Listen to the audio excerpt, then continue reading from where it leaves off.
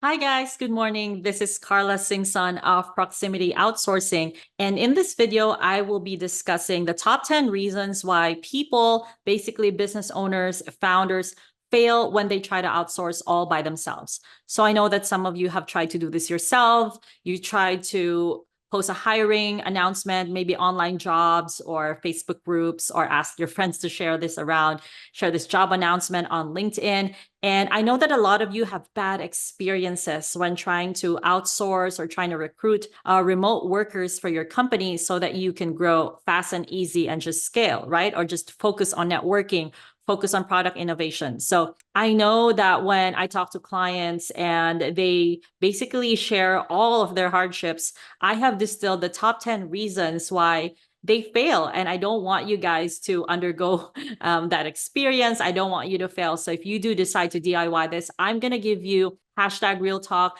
And I'm also going to give you really the real reasons why you fail in outsourcing, or you might fail when trying to do this all by yourself. Or I'm also going to give you some of the solutions that you can do so that you basically have a higher chance of success when recruiting or outsourcing all by yourself. But first, let me introduce myself. My name is Carla Singson. I am the founder and owner of Proximity Outsourcing and Proximity Placements. We have been around for over 7 years as of the recording of this video. I am a full-blooded Filipina. I grew up in the Philippines and I started traveling in 2016. And I also decided at that time that it would be awesome to have a location independent business. And so over the years, my team and I have placed over 300 successful hires in many online businesses, location independent entrepreneurs. We have served these people and we have worked with solopreneurs to 8-figure businesses and also companies with one consultant or just maybe the owner working all by themselves to companies with hundreds of employees. So what my companies do is that my placements agency provide high quality recruitment. We hire the 1% of the 1%, the creme de la creme. And we also assist our clients in having a great relationship and proper onboarding, especially if it's their first time hiring overseas. My outsourcing company provides ongoing management, the best benefits, monitoring, upskilling, and we also provide full support in both sides of the agreement, basically the client and the remote professional, or the RP, as we call them, in Proximity Outsourcing. We specialize in managerial roles. So as you know, a lot of the companies in the Philippines or from the Philippines, they focus on virtual assistant roles. So we have VA roles as well. But I would say 70% of our team members are managers and creatives. So we have YouTube video editors, we have project managers, successful client and customer success managers, chiefs of staff, basically high-level executive assistants, and that's what we do, and that's our focus. So now that I've established how I really know what I'm talking about, let's get to the meat of this video. So 10 reasons why people fail in recruiting remote workers or trying to outsource all by themselves. Number one is they don't know how to write a proper job description. And so I know that being a recruiter or recruitment is a skill that you have to master. No one is a born recruiter. No one is a natural recruiter. Recruitment is a very well respected and actually a very highly paid and highly regarded career in many industries. And so this is why the job that we do is not that easy. A lot of business owners and a lot of founders are great visionaries, and a lot of them are also great salespeople, and that's why they're able to really build a business up to a certain point. But when they try to hire, they realize that they don't have recruitment skills. They're not expert recruiters. And one of the places or one of the factors where they really fail is even something as simple as writing a proper job description. So a lot of business owners would put unreasonable expectations, basically no clear day-to-day responsibilities, and sometimes the prerequisites don't even make sense. And so if you want to improve yourself or improve your hiring process, make sure that you're writing a proper job description. And so on that is also an extension mistake number 2. A lot of business owners and founders expect so many things from one person. And so with this, they become super unreasonable. And because of that, it's hard for them to find the right person, because first and foremost, they have unreasonable expectations. And with that also, they would put multiple roles in under one announcement or under one type of job description. So let me give you an example. A lot of owners and founders, I've met these people, they would come to me and say, I need a virtual assistant, and I would also need a social media manager who would also take care of my community and also my newsletter. And so I'm not going to say that it is impossible to find that unicorn, but I would say it is a bit unreasonable, and it is a little bit of a stretch to expect all of those responsibilities and accountabilities from just one person. And also, if you're molding this person to be an expert and to be more efficient and more effective in their role, so they can be really, really good for their role and for your company, it's going to be very difficult if they have separate, types of focus. And so most people fail in this part because they try to get an all-in-one person, and they're also not very familiar with what to expect from just one person, what this person should be accountable for. And the other negative side of this is that if they do end up hiring this all-in-one person and they don't perform based on their expectations, then it will be an upsetting experience for both sides of this deal. So the VA is upset because she feels like she's not being treated well and she's being overworked. And the business owner also feels like they are not doing their job. The VA is not doing their job. So overall, it's not a very good experience for both of them. And that's when the experience becomes sour. So once again, mistake number 2 is expecting so many things from one person. So stick to one proper job description, one role, and be reasonable. Okay. Mistake number 3, they don't know how to ask interview questions that really show the candidate's skill and critical thinking. This is very important because in my company, we don't just hire according to their resume or according to their portfolio. We have also trained our team to really ask qualitative questions, to ask behavioral and situational questions, to really test the critical thinking of our candidates, something that you can't just do with ChatGPT. This is live. This is like a video interview. You're going to really be seeing how they're answering these questions and even reading their body language. And so once again, as I've said before, hiring and recruitment is a very special skill.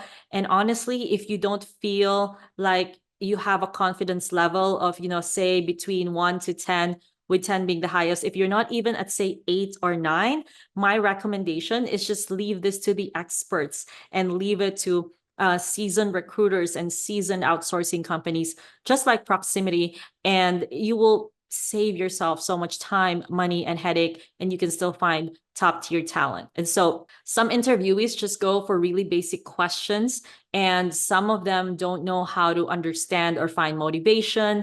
They don't know how to read body language. They don't know how to ask qualitative behavioral questions. And so as an interviewer, it is your job to prepare great questions, but also questions that really show how your candidates think. You need thinkers in your company so that your company can grow, not just doers. So bonus is that now you can use AI to help you with preparing some questions for certain roles. But really, if you also train yourself for this, for something that is just off the cuff and something that will really help in the actual interaction, that would be a great way to separate good candidates from bad candidates or candidates that might not be a perfect fit for your company. Okay. Mistake number 4, a lot of founders and business owners scrimp on the background check and vetting process. And usually this is because they're super desperate to find that one person. My advice for you is don't risk it. As much as possible, you have to check if all of the details in their resume first make sense? Does it even make sense? Is it reasonable? Is it plausible that this is actually true? Let me tell you, a lot of people lie on their resumes, and a lot of people think that you don't check.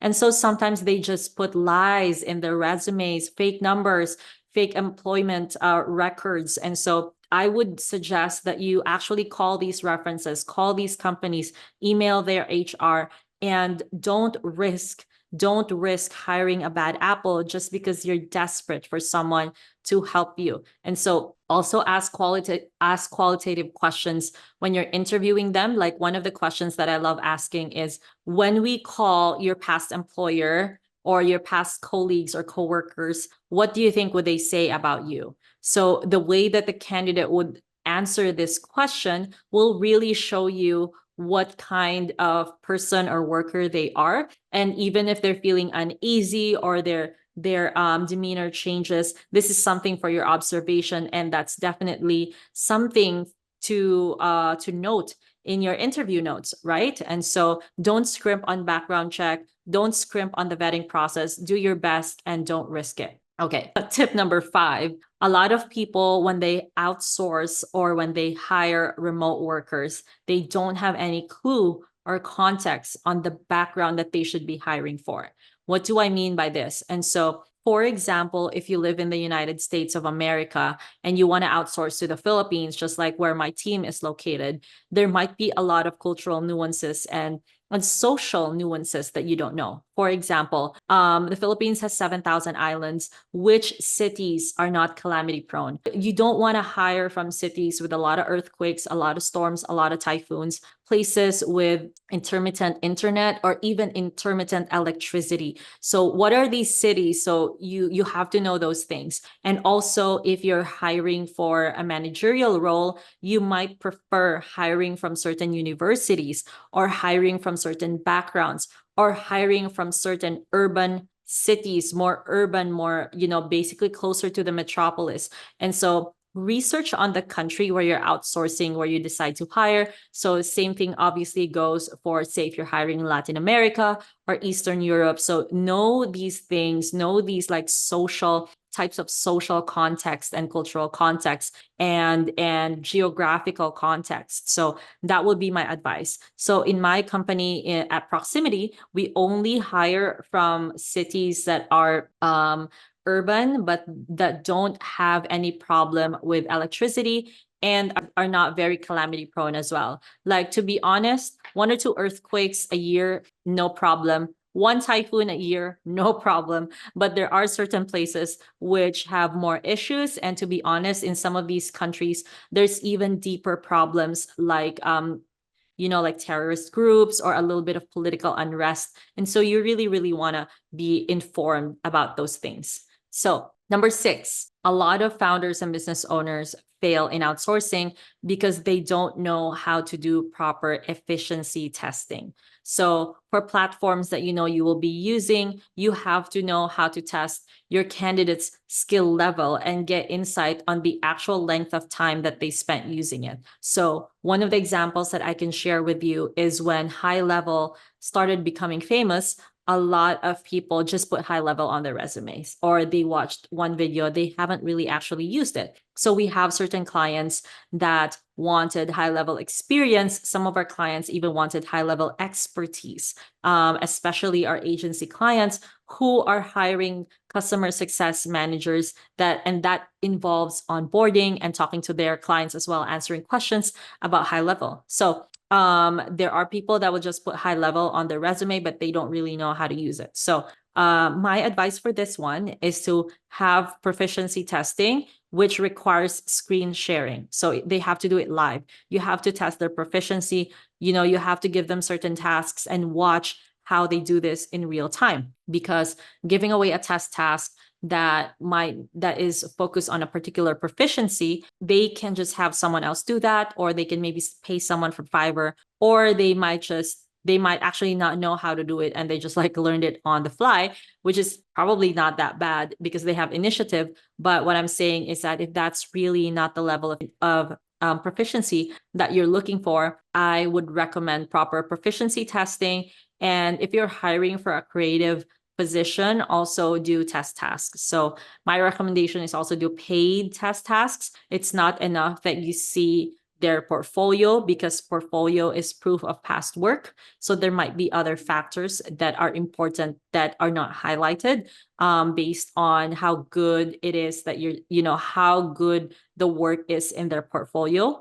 And so you really want to see their most recent representation of their skill. And that would be a paid test task. So the paid task can range somewhere between, honestly, like maybe $5 to $50, depending on what you're asking from them. So obviously respect their time. And I would also recommend that you only ask test tasks from people that have already made it at least to your top 5. So don't ask it from everyone, then you will be paying everyone. So find maybe the 5 most promising candidates and then give them your test task, as well as interview them by using the interview tips that I shared with you earlier. All right. So tip number 7 is, and not tip or mistake number 7, a lot of business owners and founders don't know how to build a proper onboarding program. So once again, I told you, recruitment and onboarding, not a natural skill.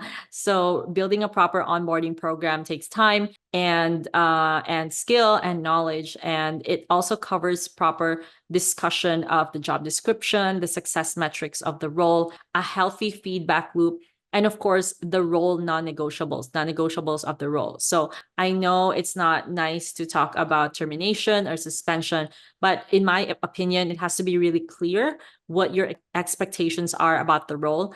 And when these are not met, what is the consequence, right? So we have to be adults here. We can't just dance around this. Someone's getting paid for a job that they have to do. And so you have to discuss that on your onboarding program. Obviously, let the remote professional, the VA, project manager, CSM, whatever you're hiring for, let them ask questions as well. And also gauge their comfort in not just doing the job, but also in communicating with regards to the job. So build a proper onboarding program. And if you don't know how to do this, then I have some consultants that I can introduce you to. Just find me on Instagram. Find me at Carla Stefan. You can also find my website at the show notes, at the YouTube notes, and you can also just contact us on our website. We'll be happy to help you and introduce you to the consultants that we work with. Number 8, they don't know how to match people in terms of company culture, management, and leadership style. And so let me make this easy for you. Everyone in your team should match psychologically. So especially if you have a fast growing team and if you have a particular momentum and you're hiring so fast, you have to remember that you're not just hiring according to skill, you're also hiring for proper cadence and a great company culture. And so once again, recruitment is a skill, right? And so searching or hiring according to what will fit your leadership style, your management style, the company culture that you're building, hiring for those things really, really puts you at a position where you have a higher chances of success once this role has been filled and the tasks that you want to be done will be done. And not just that, this person filling this role will even have a great relationship and a great experience in your company, which also leads to a happier workplace and more productivity. All right, we're almost done. Number 9, it's kind of a connection to number 8. They don't know how to create a scorecard and a performance improvement plan. So these 2 things, I'm giving you a tip here. I'm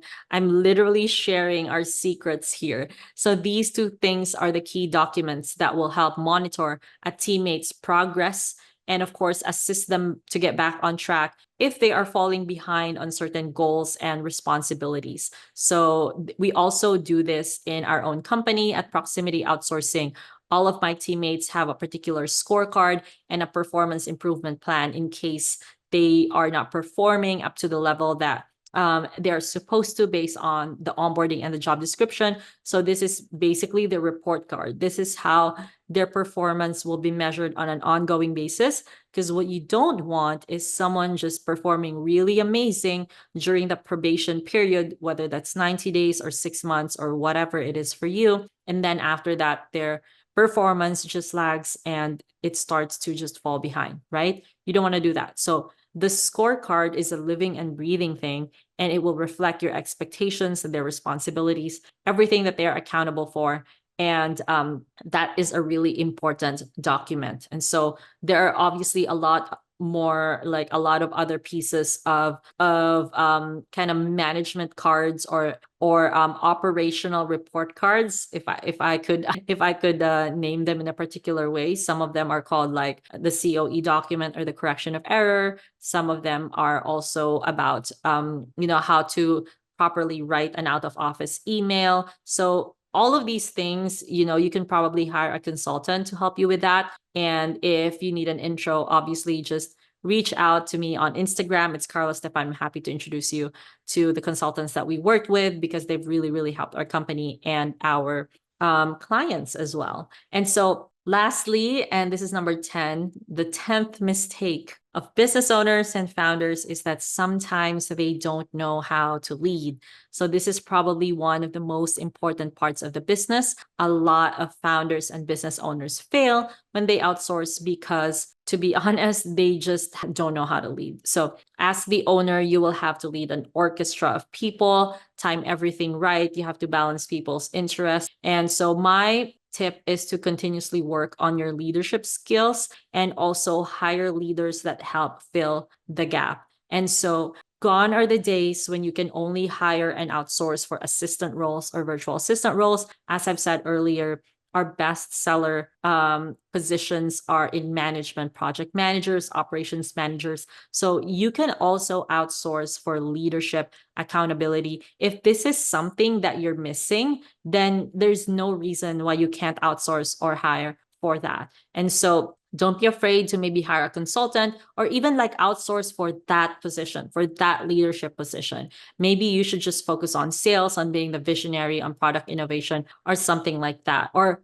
to be honest, I'm not going to lie, maybe you don't want to work so hard in your business. So you don't have to do this all by yourself. You have lots of options. And even in leadership and management, you can definitely get help. And let me tell you, you definitely deserve help. You deserve support, and you deserve the best kind of support there is for building your vision and building your business. So obviously, once you're ready, we're here to help you out. So those are the 10 things. Those are the 10 mistakes that most founders and business owners encounter when they're trying to DIY recruitment, offshore, or outsourcing. So recruitment and onboarding or outsourcing will not be perfect all the time, but keeping this list in your hand will remind you and of some of the mistakes that you can make, and also give you a particular perspective on how you can deal with this. All right. So if you like this video, share it with someone that you think will benefit from it.